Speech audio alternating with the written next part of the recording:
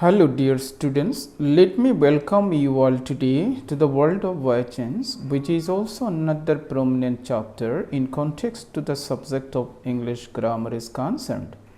So, I just need your full cooperation. Please be with me all throughout the session today. Let us proceed now. First of all, let us know the kinds of voice. Voice is of two kinds, active voice and passive voice. When the subject of the verb himself or itself does something, then the verb is said to be in the active voice. For example, I see the moon, the hunter killed the tiger. On the other hand, when the subject of the verb does not act itself but is acted upon, then the verb is said to be in the passive voice. For example, the moon is seen by me, the tiger was killed by the hunter. Then let us have the concept of subject and predicate in the sentences. Like subject is the part of a sentence about which something is being said. For example, God is almighty, I see the moon. Then predicate is the part of a sentence which says something about the object. For example, the hunter killed the tiger, I see the moon. Here the predicate implies the rest part of the sentence excepting the subject. You have to note that the subject part has always noun and pronoun, but the predicate part will have a verb definitely. So let us talk about the forms of auxiliary verbs, that is to be. We must have the clear concept about it. It has got 8 forms. So let us talk it about tense wise. Present tense am, is, are. Past tense was, were. Future tense be, like will be, shall be. Any perfect tense been, has been, have been, had been, and for any continuing tense being. So all these forms of be verbs are used in passive voice as per the number and person of the subject and according to the tense of the verb in the sentence. This is very prominent. If you can do this, then of course the half of the work is done for you. Then let us talk about the modal auxiliaries. The verbs which are used with the principal verb in a sentence, those are called modal auxiliaries. For example, I can do the work, you must tell the truth. Here can and must are the auxiliaries and are used in the sentences with the main verbs do and tell. Again, if we turn the first sentence into passive, it will be like the work can be done by me. The use of be with modal can is shown here. Some of the modal auxiliaries are like shall, will, would, should, can, could, may, might, must, need, ought, dare, used to, etc. Then let us proceed for the rules of the voice change now. The subject in the active voice becomes the object in the passive voice, and it is always preceded by the prepositions, generally by preposition, but sometimes other prepositions like with, at, in, or to are also used. Then the object in the active voice becomes the subject in the passive voice. Then the finite verb in the active voice is changed into the past participle form, which is used with the form of auxiliary verb, that is to be or form of be verb. Then the verb to be, that is the form of be verb, takes the tense of the finite verb and agrees to the number and person of the subject in the passive. In case of the modal auxiliaries, the verb be used is be itself is used to soon after the modal. The changes of pronouns take place like I becomes me, we becomes us, they becomes them, she becomes her, he becomes him, etc. You have to remember that there will be no changes of tenses there in the entire process. Then in any continuous tenses, either of present or past, the use of being, B-E-I-N-G, along with the required auxiliaries is used. It is essential. For example, I'm doing the work now. The work is being done by me now. Then in any perfect tense, either present or past, the use of being just before the first participle form of the finite verb is essential. Like I have done the work, the answer will be the work has been done by me. Then in case of complex sentences, the voice of both the principal and the subordinate clauses should be changed, like people say that we know a tree by its fruits. In passive, it is said that a tree is known by its fruits. In case of two objects in the sentence of active voice, any one of them can be used as the subject of the passive voice and the other one remains in its original position. It is known as retained object. For example, Mr. Barua teaches us English. Here we have got two objects, us and English. So in passive we can say we are taught English by Mr. Barua, or English is taught us by Mr. Barua. Let, have or get verbs are used in case of an imperative sentences. For example, do the work, let the work be done, mend your manners, get your manners be mended, put up a tent, have a tent be put up. So in case of interrogative sentences, the use of by whom is mandatory, like who did the work, by whom was the work done. Now let us proceed now tense wise. First of all, with the simple present tense. In the sentences of simple present tense, we have to use the present form of the be verbs, like am is are just before the third form of the finite verb or the main verb in the passive form. For example, Sita writes a letter. A letter is written by Sita. He doesn't obey me. I am not obeyed by him. Do you see that bird? Is that bird seen by you? Who takes you to London? By whom are you taken to London? The work can be done by me. I can do the work. Then if we then let us go with the present continuing tense. In this tense, we have to use the required form of be verb, that is being, are being, or am being, just before the main verb. Say for example, the boys are making a noise. A noise is being made by the boys. Are they watering the plants? Are the plants being watered by them? Is your lesson being learned by you? Are you learning your lesson? What are you doing now?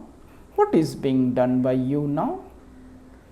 Then present perfect tense. We are using here the form of be verb, that is either has or have, either has been or have been, just before the third form of the main verb. Say, she has invited me. I have been invited by her. Who has done the work? By whom has the work been done? You have not paid the bill. The bill has not been paid by you.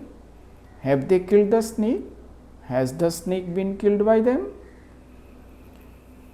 Then simple past tense. In simple past tense, we have to use either was or were just before the past participle form of the main verb. For example, you insulted my friend. My friend was insulted by you. Did you not invite him? Was he not invited by you? Who scolded her? By whom was she scolded? My pen was not taken by her. She didn't take my pen. Then past continuing tense. Was being or were being is used in the passive format of sentences. For example, we were playing cricket. Cricket was being played by us. Was she not beating you then? Were you not being beaten by her then? Were they painting the picture? Was the picture being painted by them? Who were playing football? By whom was being football played? Then past perfect tense. In this tense, we are using simply had been before the third form of the main verb. I have never visited Kashmir before. Kashmir had never been visited by me. We had done the work. The work had been done by us. Had you taken your tea? Had your tea been taken? Then simple future tense, either shall be or will be is used before the third form of the main verb. For example, she will fly a kite. A kite will be flown by her. He will help me. I shall be helped by him. Will you keep your word? Will your word be kept by you? Who will do it? By whom will it be done? We shall not be taught English by her. She will not teach us English.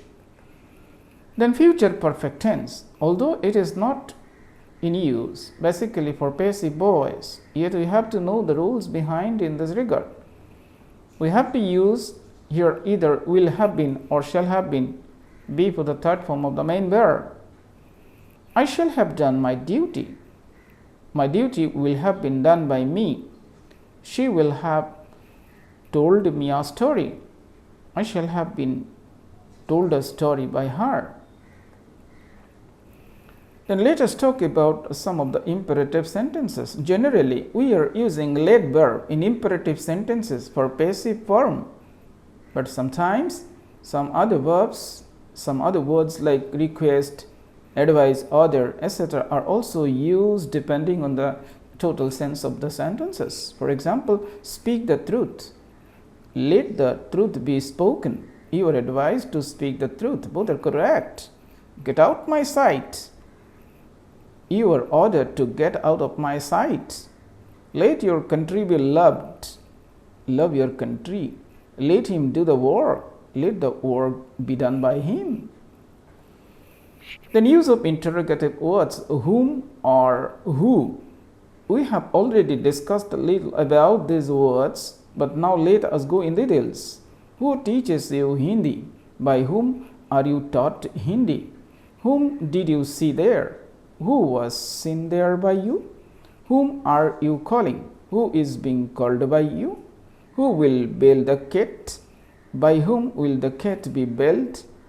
Who is wanted by you? Whom do you want? Then questions by other interrogative words excepting whom or who. Other interrogative words like what, where, which, when, etc. remain unchanged in the passive form. What did you see? What was seen by you? Why do you disturb me? Why am I disturbed by you? When were you insulted by him? When did he insult you? Then use of modal. Simply be verb is used between the modal and the third form of the main verb. You can do the work can be done by you. You must obey me. I must be obeyed by you. A heavy loss might be suffered by her. She might suffer a heavy loss. Who can help me? By whom can I be helped? Then use of infinitives. We have to use to be in case of an infinitive just before the third form of the verb. Like it is time to stop the war. It is time for the work to be stopped. Pakistan wants to annex Kashmir.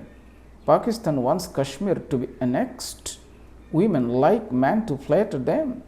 Women like to be flattered by men.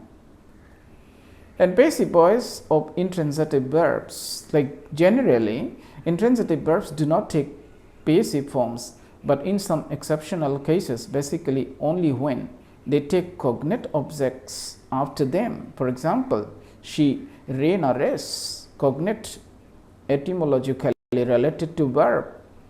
A race was run by her. They lived a happy life.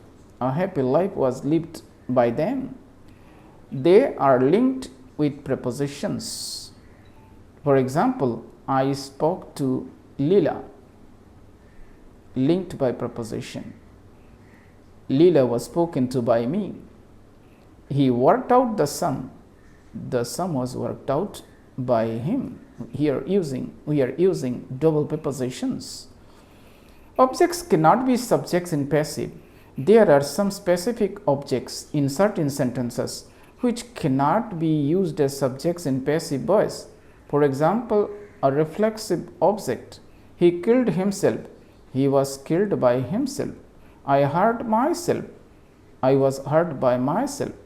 Then the factitive object, some changes in the objects, like they made him king. He was made king by them. We elected him our leader. He was elected our leader by us.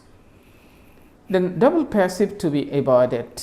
Excepting the complex sentences, double passive should be avoided. It is proposed to hold a meeting. Correct. We cannot say it as it is proposed that a meeting should be held. It's wrong. A meeting is proposed to be held, then it is the correct one. Then quasi-passive. There are some verbs in English which are active in form but passive in sense. Such verbs are called quasi-passive verbs. For example, honey tastes sweet. Honey is sweet when it is tasted. The rose smells nice. The rose is nice when it is smelled. The house is building. The house is being built. Then sometimes omission of the agent in passive voice is also there. So in certain cases or sentences, the agents are not required in passive. For example, someone threw the ball. The ball was thrown. People speak English all over the world. English is spoken all over the world. Somebody informed the police. The police was informed. In these cases, you need not to mention the doer of the actions or the agents are not required.